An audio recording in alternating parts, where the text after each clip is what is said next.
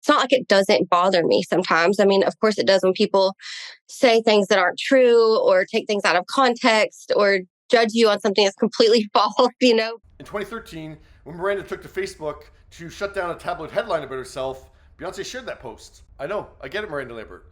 That's why I didn't do the story for the past 7 days. I was going to do it on Friday. Now it's Thursday, 7 days later. And I'm doing it now because it's stuck in my head. I can't not think about this. I've seen Beyonce like 5 times in concert. I saw Destiny's Child.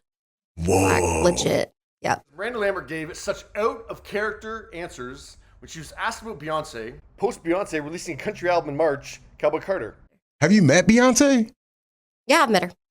Well, that was the major confirmation I needed that something was up here. Yeah, this is a massive fan of Beyonce, and that answer was just very cold and short and abrupt. In 2014, after gushing about Beyonce in a Rolling Stone interview, she jokingly called herself a little bit of a stalker. I'm a fan, you know.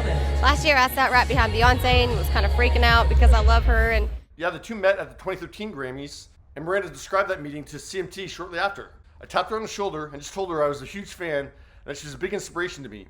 I just talked to her like a genuine fan, because I am. I was really nervous, but she was very gracious. She was very, very sweet. And she said, I'm a fan of you and your husband.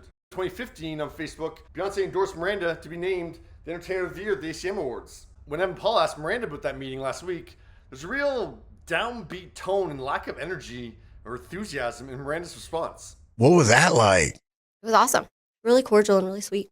And one time we talked at the Grammys, so we've crossed paths a few times. Who's your dream artist to write for? Ooh, that's a good one. This is when I knew that Evan Paul had done his research. Because, yeah, American Songwriter asked Miranda that exact question in May 2023. Oh, Queen Bee, Beyonce. Whoa, that would be... H-Town, Texas girls stick together. I mean, George Strait. Like, I want a George Strait cut one time in my life. I know I should, like, branch out and have said, like, some big pop star, but, like... What pop star would that be? I'm a huge fan of Beyonce. Probably every girl's answer would be Beyonce. And who are you dying to work with next? I want Beyonce. Okay. You know who I love? Chapel Roan. Okay. She's cool. Beyonce dropped a big album in 2024. Are you able to draw inspiration from artists that make albums like Cowboy Carter? In 2015, Miranda told Yahoo, one strong female artist I look up to is Beyonce. She handles herself well and has such class. I try to draw inspiration from like life in general and pay attention to what's going on around. So when asked if the country album by the artist who's been a major inspiration to you in your life inspired you in any way, the answer is no, I'm inspired by life itself. Oh, and then Miranda steers the conversation way away from Cowboy Carter to this very general idea of artistry. This is a non-answer answer.